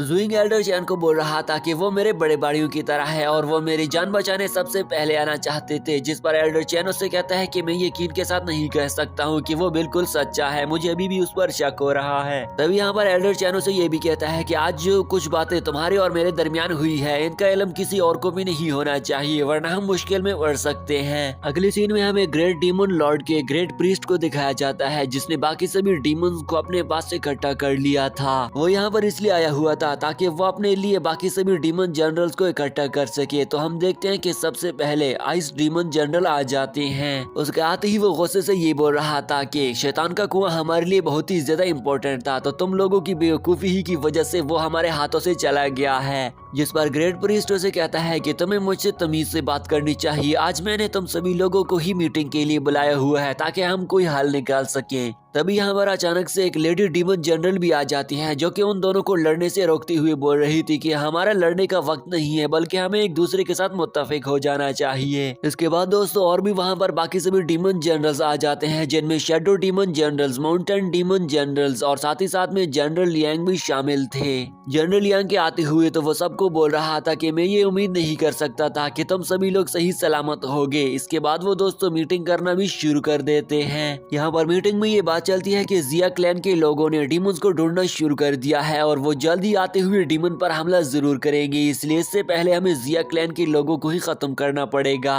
लेकिन हमला करने से पहले उन्हें एक मसला दरपेश था और वो ये कि उन सभी के डीमन लॉर्ड की बॉडी गायब हो चुकी थी और वो अपने डीमन लॉर्ड की बॉडी को ढूंढना चाहते थे। तो इसके बाद ही जाकर वो सभी के सभी ह्यूमंस पर हमला करने के लिए बिल्कुल ही रेडी हो चुके थे। जनरल यांग यहाँ पर कहता है कि मैं कुछ ट्रांसेंडेंट लेवल के ह्यूमन वॉरियर्स जिनमें से ज़ुइंग भी शामिल था उनको मार दूंगा। तो इसके बाद दोस्तों यहाँ पर ह्यूमंस में हमारा खौफ फैल जाएगा और हम सभी ह्यूमंस को इजीली हरा देंगे। जिस पर पास में खड़ा हुआ आइस डीमन उसे कहता है कि तुम ये क्या बेवकूफों की तरफ बके जा रहे हो, अभी अभी तो तुमने ह्यूमंस पर जाकर हमला कर दिया था, लेकिन वहाँ से तुम बुरी तरीके से हार कर आ गए हो। ये सुनकर जनरल यांग भी अब गुस्सा हो जाता है और वो दोनों हाथापाई करने के करीब आ पहुंच चुके थे। तभी यहाँ पर ग्रेट डीमन लॉर्ड उन सभी को ललकारते हुए बोल रहा था कि तुम सभी के सभी मेरे अच्छे डीमंस हो, इसलिए तुम्हें आपस में नहीं लड़ना चाहिए, बल्कि तुम मेरा काम करके ह्यूमंस को हराओगे। ग्रेट डीमन गॉड की बातें सुनकर वो सभी के सभी उसे ग्रीट करते हैं। साथ ही साथ में जनरल यांग उसे कह रहा था कि हम आपको निराश नहीं करेंगे। अगली सीन में हमें स्नो ईगल टेरिटरी को दिखाया जाता है, जहाँ पर सभी के सभी एल्डर्स आकर अपनी टेक्निक का यूज करते हुए एक बहुत बड़े से शील्ड को बना लेते हैं ताकि वो स्नो ईगल टेरिटरी को डीमंस के हमले से प्रोटेक्ट कर सके। जुइंग भी यहाँ पर आकर अपने सभी के सभी एल्डर मास्टर का शुक्रिया अदा करता है। साथ ही साथ में एल्डर शाओ आगे बढ़कर जुइंग से पूछता है कि पिछले दिनों डीमंस ने हमला कर दिया था तो उनका क्या बना, लेकिन यहाँ पर दोस्तों जुइंग ये बात नहीं बताना चाहता था क्योंकि एल्डर चैन ने उसे मना कर रखा था कि तुम ये बात सभी को ना बताओ, नहीं तो फिर हमारे लिए बेहतर नहीं रहेगा। जुइंग उन्हें हकीकत नहीं बताना चाहता था, इसलिए वो उसे उल्टा पुल्टा बता लेते हुए बोल रहा था कि वो टियर 3 के डीमंस थे और हमने मुझे और उनके बारे में कुछ खास इल्म नहीं है। इसके बाद काफी देर तक स्नो ईगल टेरिटरी में उनके बीच बात चलती रही और अगली सीन में हम देखते हैं कि जुइंग के साथ उसके अंकल क्यूबा खड़े हुए थे, जो कि उसे बोल रहे थे कि हाँ क्या हालचाल है, कुछ इन्फॉर्मेशन है या नहीं। साथ ही साथ में मास्टर क्यूबा उसे कहता है कि मैं डीमंस को मारने किसी मिशन पर जा रहा हूँ, इसलिए मुझे उम्मीद है कि तुम अकेले सब कुछ संभाल ही लोगे। साथ ही साथ में जुइंग भी उसे यही कहता है कि हाँ मैं आपके बगैर सब कुछ कर सकता हूँ, इसलिए तुम बिना किसी टेंशन के चले जाओ। मास्टर क्यूबा के जाने से पहले वो जुइंग को बोल रहा था कि मैं आपकी फाइटिंग देखना चाहता हूँ, क्योंकि डीमन किंग ऑफ डार्कनेस के साथ मैंने आपकी फाइट देखी थी, आप काफी ज्यादा बहादुर हो चुके हो। लेकिन दोस्तों जुइंग उसे ना कुछ दिखाना चाहता था और ना अपने बारे में वो उसे कुछ बताना चाहता था, लेकिन इससे पहले तो मास्टर क्यूबा ने उस पर आकर एक हमला कर दिया था। अब तो जुइंग भी उसके साथ लड़ने के लिए रेडी हो चुका था, इसलिए वो अपनी स्पेयर को बाहर निकाल लेता है ताकि वो उसे अपनी कुछ पावर्स दिखा सके, लेकिन वो अपनी पूरी पावर्स नहीं दिखाना चाहता था। मास्टर क्यूबा जुइंग को बोलता है कि तुम इस ट्रेनिंग से काफी कुछ सीख सकते हो। ये देखकर तो जुइंग ने उस पर हमला कर दिया, लेकिन वो इजीली बच जाता है और उसके बाद उनमें काफी मर्तबा एक दूसरे के साथ लपट जकड़ के फाइट हो गई। जुइंग लगातार ही मास्टर क्यूबा पर हमले कर रहा था, लेकिन मास्टर क्यूबा उसे लगातार ही डॉज कर रहा था। साथ ही साथ में वो जुइंग को ये भी बोल रहा था कि तुम तो बोल रहे थे कि तुम प्रैक्टिस नहीं कर रहे हो, लेकिन तुम तो अच्छे खासे प्रैक्टिस में दिख रहे हो। मास्टर क्यूबा भी अब अपनी पावर्स दिखाना चाहता था, इसलिए वो जुइंग पर एक स्लैश अटैक कर देता है, जिस पर जुइंग अपनी स्पेयर से उस स्लैश अटैक को तो रोक देता है और हम देखते हैं कि उसका स्पेयर जुइंग के मास्टर को लगने ही वाला था, जिस पर मास्टर क्यूबा अपना एक छोटा सा पोर्टल बना लेकर उसके स्पेयर को गायब कर देता है। ये देखकर जुइंग कुछ परेशान सा हो जाता है कि ये क्या हो गया है, उसने कैसे कर दिया है। उसके बाद जुइंग को तो उसका स्पेयर मिल जाता है और हम देखते हैं कि मास्टर क्यूबा फिर से अपने कई सारे स्लैश अटैक कर देते हुए जुइंग पर हमला करने लग जाता है। साथ ही साथ में जुइंग भी अपनी स्पेयर का यूज करके उसके स्लैश अटैक को इजीली डॉज कर रहा था। काफी देर तक फाइट करने के बाद हम देखते हैं कि जुइंग ने खुद को बचाने के लिए एक शील्ड भी बना ली थी, लेकिन फिर भी वो उस पर हमला कर ही रहा था और फाइटिंग खत्म हो जाने के बाद तो उसका मास्टर क्यूबा उसे कहता है कि तुम पहले से अब काफी पावरफुल हो चुके हो। लेकिन साथ ही साथ में मास्टर क्यूबा उसे बोल रहा था कि तुम मेरे छोटे भाइयों की तरह हो और अभी भी तुम्हें और भी ज्यादा मेहनत करने की जरूरत है ताकि तुम और भी ज्यादा स्ट्रांग हो सको। जिस पर वो उसे ग्रीट करके बोल रहा था कि ठीक है, मैं अभी और भी ज्यादा मेहनत करूंगा। ये बोलने के बाद तो मास्टर क्यूबा बोल रहा था कि अब मेरा वक्त आ चुका है कि मैं यहाँ से चला जाऊं और वो अपने पोर्टल को ओपन कर लेते हुए वहाँ से चला जाता है। आगे हमें फिर से जुइंग को दिखाया जाता है, जो कि प्रैक्टिस करते हुए अपने आप से ये भी बोल रहा था कि मुझे अपने ट्रू मीनिंग की पावर को और भी ज्यादा बढ़ाने की जरूरत है। इसी के साथ ही वो अपने फायर एलिमेंट, वाटर एलिमेंट और एयर एलिमेंट की पावर को फिर से कंबाइन करना शुरू कर देता है ताकि वो अपने लिए एक न्यू टेक्निक को बना सके। जुइंग के इस टेक्निक को आजमाते हुए वो अपने आप से ये भी बोलता है कि अभी ये पूरा रेडी नहीं हुआ है, मुझे इसे बनाने में और भी ज्यादा मेहनत करने की जरूरत है। अगले सीन में हमें मास्टर क्यूबा को दिखाया जाता है, जो कि कम्युनिकेशन ब्रेसलेट का यूज करते हुए किसी से बात कर रहा था। वो उसके साथ बात करते हुए बोल रहा था कि जिया क्लैन के एल्डर्स मुझ पर शक कर रहे हैं कि मैं गद्दार हूँ और मैंने गद्दारी की है, इसलिए मुझे और भी ज्यादा सावधानी से जीना पड़ेगा और अपने मकसद को कामयाब करना पड़ेगा। मास्टर क्यूबा एक डीमन से बात कर रहा था और उसकी आवाज से हमें मालूम पड़ता है कि हाँ ये एक ग्रेट प्रीस्ट डीमन हो सकता है। यहाँ पर दोस्तों हमें मास्टर क्यूबा की असल हकीकत के बारे में पता चल ही जाता है कि हाँ वो एक गद्दार है और वो ह्यूमंस के साथ गद्दारी कर रहा है। मास्टर क्यूबा बात करते हुए डीमंस को ये भी बोल रहा था था कि हमें जिया क्लैन को जल्द अज जल्द डिस्ट्रॉय करना पड़ेगा, इसलिए वो जिया क्लैन को डिस्ट्रॉय करने की भी प्लानिंग कर रहे थे।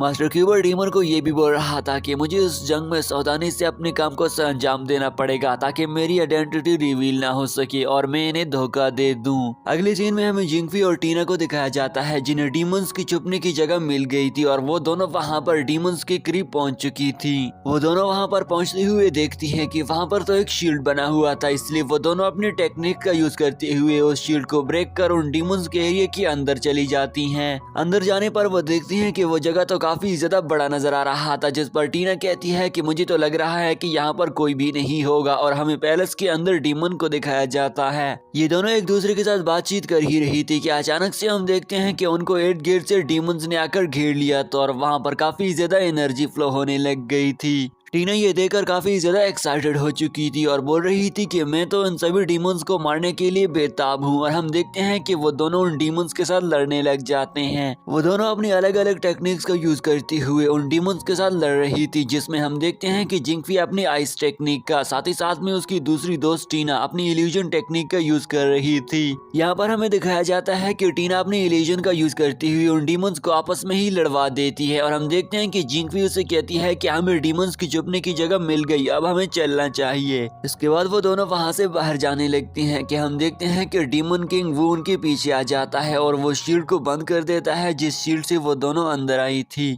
उन दोनों के डीमन किंग वुलंग को देख लेती ही तो वो दोनों आगे बढ़ती हुई उस डीमन किंग पर हमला कर देती है, लेकिन वो डीमन किंग इजीली खुद को बचा लेता है। जिंगफी अपनी टेक्निक का यूज करते हुए आइस को इर्द गिर्द से फैला देती है और उस टोर्नेडो में वो डीमन किंग वो तो फंस जाता है, जिस पर वो निकलने की कोशिश कर ही रहा था लेकिन वो निकल नहीं पाता। डीमन किंग वो तो आइस टोर्नेडो में बुरी तरह से फंस चुका था और हम देखते हैं कि जिंगफी ये सोच रही थी कि हमने इसे हरा दिया, लेकिन अचानक से वो उस टोर्नेडो से बाहर आ जाता है। डीमन किंग वो उनके सामने खड़ा होकर बोल रहा था कि तुम दोनों को हमारी सीक्रेट जगह के बारे में कैसे पता चल गया है, जिस पर जिंगफी उसे ललकारते हुए बोल रही थी कि हमारा काम ही यही है, तुम डीमंस को ढूंढकर उन्हें खत्म कर देना, तो तुम कहीं भी छुप जाओ, हम तुम्हें ढूंढ निकालेंगे और तुम सभी डीमंस को खत्म ही कर देंगे। जिस पर डीमन किंग वो हंसते हुए उन दोनों से कह रहा था कि तुम लोगों ने इतनी ज्यादा बकवास कहाँ से सीख ली है, तुम कभी ह्यूमंस हम डीमंस को नहीं हरा सकते हो क्योंकि हम डीमंस तुम ह्यूमन से ज्यादा पावरफुल हैं। यहाँ पर डीमन किंग वो अब गुस्सा हो चुका था, इसलिए वो अपनी टेक्निक का यूज करते हुए फायर अटैक से उन दोनों पर हमला करने ही वाला था, लेकिन यहाँ पर जिंगफी आगे बढ़कर अपने आइस टेक्निक से उसके हमलों को डिस्ट्रॉय कर देती है।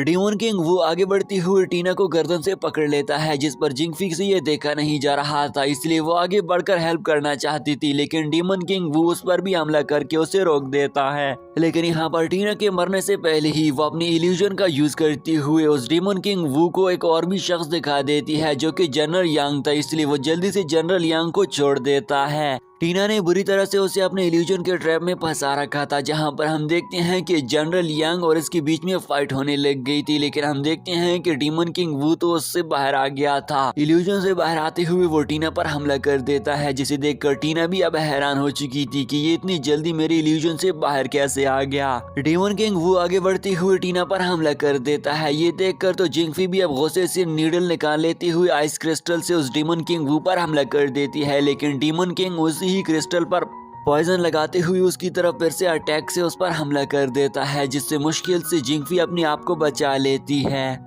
इस अटैक को झेल लेते हुए जिंगफी को जुइंग की याद आने लग जाती है, जिस पर अगली ही पल हम जुइंग को देखते हैं जिसे कुछ निराश दिख रहा था और उसका मन चाह रहा था कि मैं उसकी हेल्प करने पहुंचा जाऊं। तभी जुइंग के पास एल्डर चैन भी आ जाते हैं जो कि उसे बोल रहे थे कि तुम क्या कर रहे हो। यहाँ पर उसके आते ही वो उसे खुशखबरी भी सुना देता है और वो उसे बताता है कि हमने डीमंस के ठिकाने का पता लगा लिया है। ये सुनकर जुइंग उसे कहता है कि आखिर तुमने ये कैसे कर दिया है, ये तो सबसे ज्यादा मुश्किल काम था। जिस पर वो उसे बताता है कि मास्टर क्यूबा की तरफ से मुझे कुछ इन्फॉर्मेशन मिली थी और उस इन्फॉर्मेशन की जगह पर मैंने जिंगफी के साथ साथ टीना को भेज दिया है। ये सुनकर तो जुइंग मन ही मन में परेशान हो रहा था, जिस पर हम देखते हैं कि एल्डर चैन उसे देखने की कोशिश करता है। सिस्टम में उन दोनों को देखने पर वो देख लेते हैं कि उस डीमन के एरिया के इर्द गिर्द एक बहुत बड़ा सा शील्ड लगा हुआ था, जिसकी वजह से वो दोनों उस शील्ड के अंदर नहीं देख पा रहे थे। जुइंग तो मन ही मन में पिघला जा रहा था क्योंकि उसे जुइंग के बारे में पूछना था और उसके हालात जानने थे, इसलिए वो कम्युनिकेशन ब्रेसलेट का सिस्टम यूज करके उसे कॉल लगाने की कोशिश करके उससे बात करना चाहता था, लेकिन उसका ये काम भी नाकाम हो जाता है और वो कम्युनिकेशन हर वक्त ही डिस्कनेक्टेड हो जाती थी, जिसकी वजह से वो दोनों एक दूसरे से बात भी नहीं कर पा रहे थे।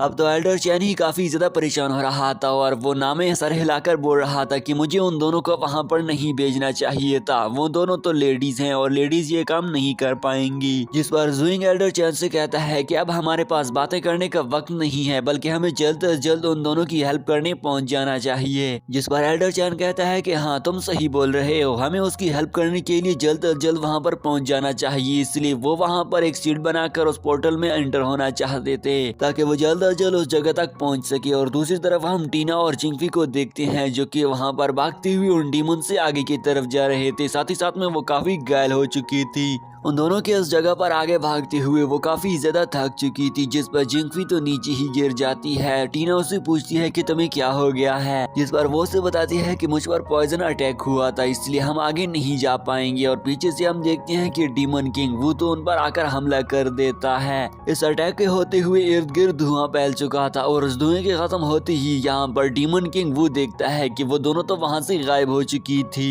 दूसरी तरफ टीना और जिंगफी तो एक दूसरे के साथ मिलकर एक पत्थर के साथ छुप जाती हैं, जिस पर इस तरफ ये किंग बोल रहा था कि मैंने इस तरह की लड़की को आज से पहले कभी नहीं देखा और ना ही इतना परेशान किया है। डीमन किंग वो काफी ज्यादा गुस्सा हो रहा था, साथ ही साथ में वो ललकारते हुए ये भी बोल रहा था कि आज से पहले मैंने इसी तरह ही के एक लड़की को मारा था जो कि जुइंग के साथ ही रहा करती थी। ये सुनकर तो जिंगफी भी अब काफी ज्यादा गुस्से हो जाती है और वो उस पर हमला करने के लिए सामने आना चाहती थी, लेकिन उसकी दोस्त टीना उसे रोक लेती है। टीना उसे रोककर बोल रही थी कि हम इस पर इस तरह से हमला नहीं कर सकते हैं, इसलिए हमें कोई प्लान बनाना चाहिए। दूसरी तरफ डीमन किंग वो तो अब और भी गुस्से में हो चुका था। यहाँ पर ये दोनों प्लान बनाते हुए एक तरफ पत्थर फेंक देती है, जिस पर वो बिना सोचे समझे उस पत्थर पर ही अटैक कर देता है और इस बात का फायदा उठाते हुए वो दोनों ही उस डीमन किंग वो पर हमला करके उसे काफी ज्यादा घायल करवा देती है। लेकिन घायल होता हुआ डीमन किंग वो तो अपने आप को बहुत ही जल्द हील कर लेता है और फिर वो लड़ने के लिए बिल्कुल ही रेडी हो चुका था। डीमन किंग वो आगे बढ़ती हुई उन दोनों पर फिर से अटैक करना शुरू कर देता है, साथ ही साथ में वो दोनों भी एक दूसरे के साथ मिलकर उस डीमन किंग का भरपूर मुकाबला किए जा रही थी ताकि वो उसे मार गिरा सके और उसे छुटकारा हासिल कर ले।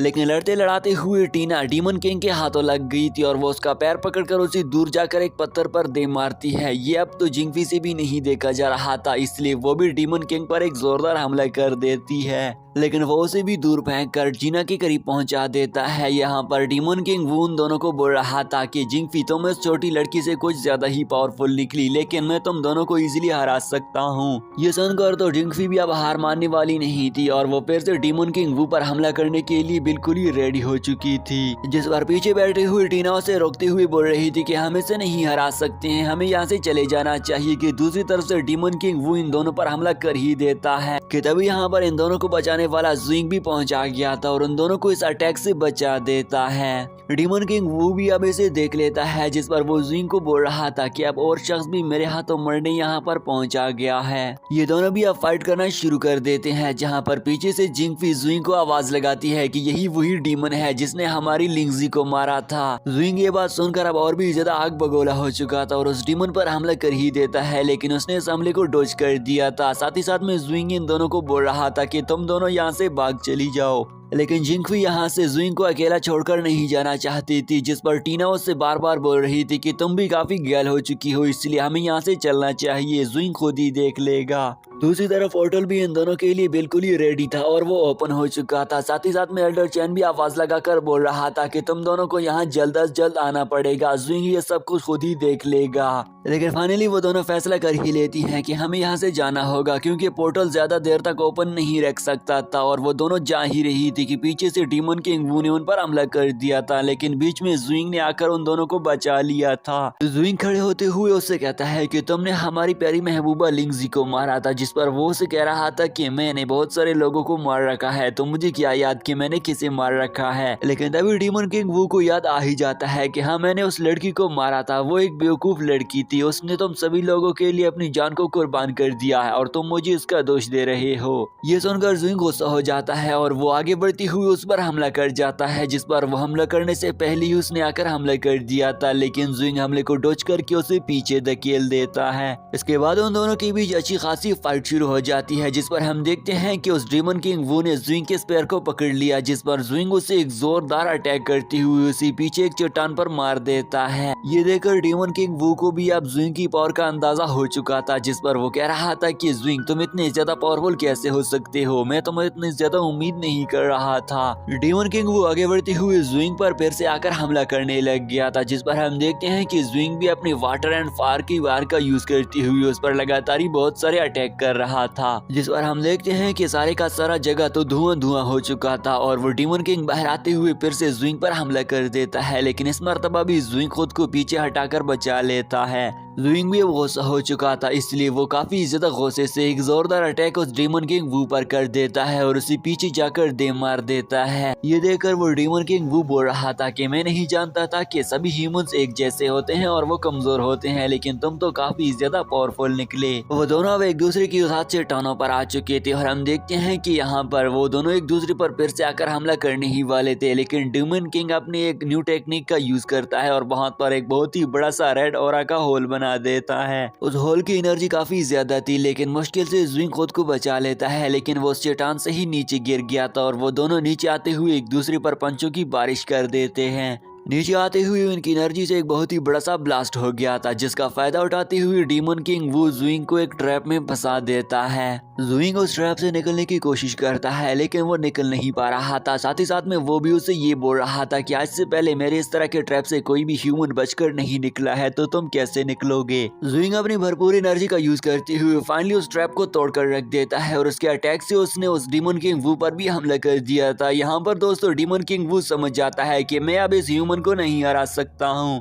डीमन किंग वू अब काफी ज्यादा घायल हो चुका था, इसलिए यहाँ पर जुइंग आगे बढ़ती हुई अपने स्पेयर उसकी पीठ में घूम देता है, जिस पर वो नीचे गिर गया था। साथ ही साथ में वो ये भी बोल रहा था कि वो वक्त करीब नहीं है कि हम सभी डीमंस आपके सिया क्लैन को डिस्ट्रॉय करके रख देंगे। जुइंग अब उसकी ये बातें सुनकर अब और भी ज्यादा गुस्सा हो चुका था, इसलिए वो उसकी सींग को भी काट देता है, क्योंकि डीमन के सींग काटने से पहले वो कभी नहीं मरता और अब वो मर जाता है। तभी कम्युनिकेशन ब्रेसलेट का सिस्टम का यूज करके उसे यहाँ पर एल्डर चैन की तरफ से मैसेज आ जाता है कि डीमन का सिम ने क्या कर दिया है, जिस पर वो बताता है कि मैंने सभी के सभी डीमंस को खत्म कर दिया है। जुइंग तो वापस नहीं जाना चाहता था, क्योंकि वो और भी ज्यादा बहुत सारे उसने बदले लेने थे, इसलिए वो उनके पैलेस के अंदर चला आ जाता है, क्योंकि वो जानता था कि मैं इन सभी डीमंस को खत्म करने की पावर रखता हूँ। पैलेस में हमें रॉय नाम के एक डीमन को दिखाया जाता है, जिसके पास जनरल यांग आकर उसे बताता है कि तुम बेवकूफ क्या हो गए हो, यहाँ पर तो अब ह्यूमन का हमला होने वाला है। वो ये भी उसे बताता है कि डीमन किंग वू को मार दिया गया है और यहाँ पर जुइंग बहुत ही जल्द पहुँचने वाला है, तो तुम यहाँ पर क्या कर रहे हो। लेकिन रॉय तो उसे बोल रहा था कि नहीं, मैं सभी के सभी ह्यूमंस को खत्म करने की पावर रखता हूँ, अगर कोई यहाँ पर आ भी गया तो मैं उसे लड़ने की काबिलियत रखता हूँ। लेकिन यहाँ पर जनरल यांग उसे बार बार रोकने की कोशिश कर रहा था, लेकिन वो रुकने का नाम ही नहीं ले रहा था। उस जगह का मालिक जनरल डीमन रॉय जनरल यांग से कहता है कि क्या तुम्हें मेरी पावर्स पर शक हो रहा है, मैं तो बड़े से बड़े वॉरियर को भी इजिली मार गिराने की ताकत रखता हूँ, तो तुम क्यों मेरे लिए परेशान हो रहे हो। तभी अचानक से उसकी जगह पर एक डीमन आ जाता है, जो कि उसे बताता है कि हमारा डीमन किंग वो मारा गया है। वो उससे पूछता है कि उसे कितने लोगों ने मारा है, जिस पर वो उससे बताता है कि वो सिर्फ एक ही शख्स था। ये सुनकर तो वो भी कह रहा था कि ये सब कुछ कैसे हो सकता है। दूसरी तरफ हमें मास्टर टीना और जिंगफी को दिखाया जाता है, जिसके साथ एल्डर चैन और क्यूबा खड़े हुए थे और वो उसकी पॉइजन को हील करने की कोशिश कर रहे थे। उन दोनों की हील हो जाने के बाद हम देखते हैं कि क्यूबा मास्टर के साथ टीना साथ में चली जाती है, लेकिन जिंगफी को एल्डर चैन उसे रोकने का कहता है, क्योंकि उसने उसके साथ कुछ सीक्रेट बातें करनी थी। एल्डर चैन उसे पूछता है कि आखिर वहाँ पर क्या हुआ था, जिस पर जिंगफी उसे बताती है कि हमारा सामना 5th लेवल के एक डीमन किंग वू से हुआ था और हमारे आने से पहले उन्होंने हमें काफी ज्यादा घायल कर दिया था, लेकिन हमने देखा था कि जुइंग अभी भी उसके साथ लड़ रहा था, तो हमें जुइंग के बारे में अब कुछ भी इंफॉर्मेशन नहीं है। साथ ही साथ में जिंगफी उसे ये भी बताती है कि हमारे जाने से पहले उन्हें पहले से ही पता चल गया था और उन्होंने हमारे हमारे लिए पहले से ही ट्रैप बिछा कर रखे थे ताकि वो हमें इजीली मार सकें। ये जानकर तो एल्डर चैन कहता है कि शायद ये हो सकता है मेरा शक बिल्कुल ही सही था, क्योंकि मास्टर क्यूबा ने ही हमें ये मशवरा दिया था और उसने पहले से ही जाकर डीमंस को बता दिया हो, इसलिए डीमंस पहले से ही उनको इल्म था। जिंगफी ये सुनकर काफी कुछ हैरान लग रही थी और उससे कहती है कि ये तुम क्या बोल रहे हो, लेकिन एल्डर चैन से कहता है कि हाँ, उसने ही तो बताया था कि तुम उस डीमन की जगह पर जा रहे हो और तुम्हारे लिए डीमंस को पहले से ही इल्म था, तो हमारे बीच गद्दार अभी भी मौजूद है। साथ ही साथ में एल्डर चैन जिंगफी को ये भी बताता है कि ज़ुइंग का सामना जब डीमन किंग ऑफ डार्कनेस से हुआ था तो तभी भी उस डीमन किंग ऑफ डार्कनेस को ज़ुइंग के हमले का पता था, तो अभी भी हमारे बीच कोई गद्दार मौजूद है और मुझे तो एल्डर क्यूबा मास्टर पर शक हो रहा है।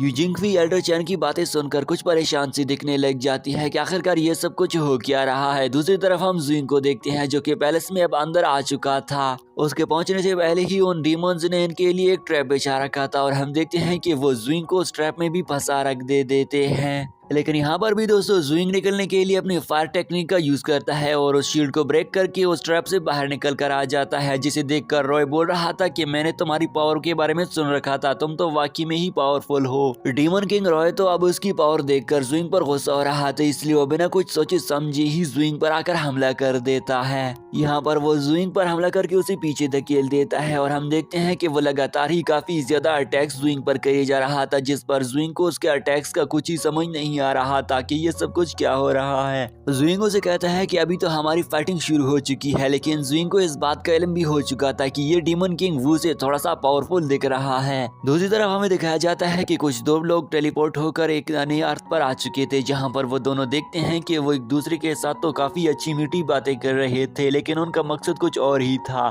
दरअसल दोस्तों उन दोनों को डीमन किंग रॉय की हेल्प करने के लिए ही भेज दिया गया था ताकि वो यहाँ पर पहुंच जाए और वो इजीली ही ज़ुइंग को हरा दें, और हम देखेंगे कि आखिरकार वो ज़ुइंग के साथ क्या करने वाले हैं। तभी अचानक से उन दोनों की नजर डीमन किंग वू पर पड़ गई थी, जिसका सींग उन्हें मिल जाता है, जिस पर वो लड़की तो उसे बोल रही थी कि ज़ुइंग तो ट्रांसेंडेंट लेवल पर पहुंच चुका है, लेकिन वो ज्यादा पावरफुल नहीं है, तो वो ये सब कुछ आखिरकार कैसे ले लेता है। पास में खड़ा हुआ वो शख्स उसे कहता है कि ये तो देखा जाएगा कि ज़ुइंग कितना ज्यादा पावरफुल है। अगले सीन में हमें फिर से ज़ुइंग को दिखाया जाता है जो कि एस्केप टेक्निक का यूज करते हुए उस डीमन किंग रॉय को काफी ज्यादा परेशान कर रहा था, लेकिन यहाँ पर ज़ुइंग उसका पीछे से आते हुए एक जोरदार हमला कर देता है और हम देखते हैं कि ज़ुइंग भी घायल हो चुका था, साथ ही साथ में वो उसके हाथ को जख्मी कर देता है। लेकिन ज़ुइंग देखता है कि वो काफी ज्यादा जल्दी हील हो रहा था और उसकी हीलिंग पावर उसके पहले जंग लड़े जाने वाले सभी के सभी डीमन किंग से ज्यादा थी और वो ज्यादा तरीके से हील हो रहा था।